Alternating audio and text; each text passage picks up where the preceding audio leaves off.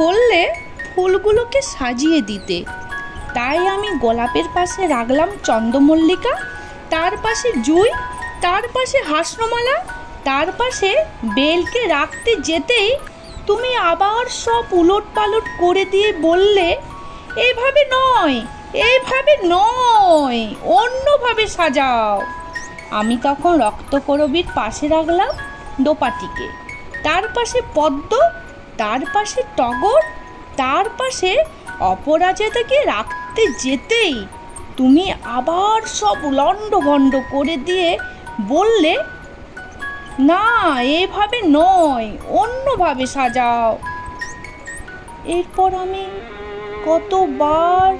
কতভাবে ফুলেদের সাজালাম, এর পাশে ও, তার পাশে সে, তার পাশে একেবারে অন্য কেউ, তবু কোনোটাই তোমার মনের মতো হলো না।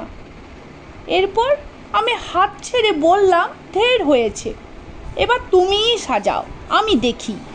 তুমি চাপার পাশে রাখলে শেফালিকে, তার পাশে কদম, তার পাশে রজনীগন্ধা, তার পাশে চন্দ্রমল্লিকাকে রাখতে গিয়ে ভণ্ডুল করে দিলে সব।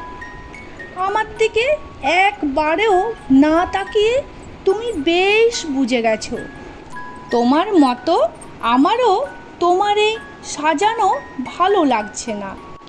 এরপর তুমি কতভাবে ফুলেতে সাজালে, কিন্তু কোনোটাই তোমার পছন্দসই হলো না।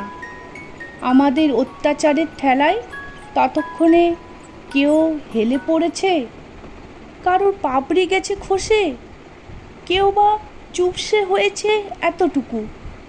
এই দেখে আমাদের মন খুব খারাপ হলো।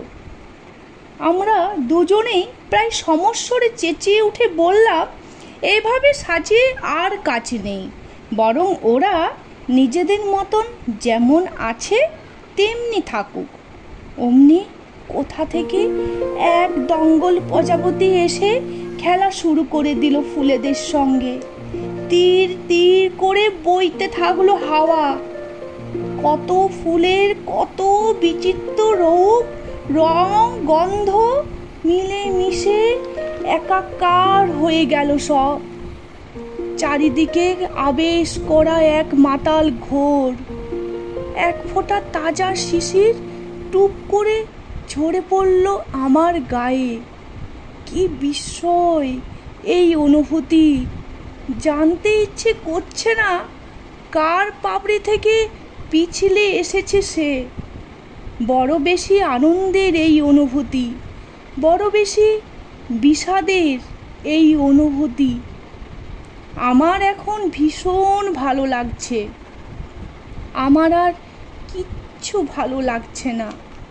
তুমি কেন আমায় ফুলগুলোকে সাজিয়ে দিতে বললে? কেন?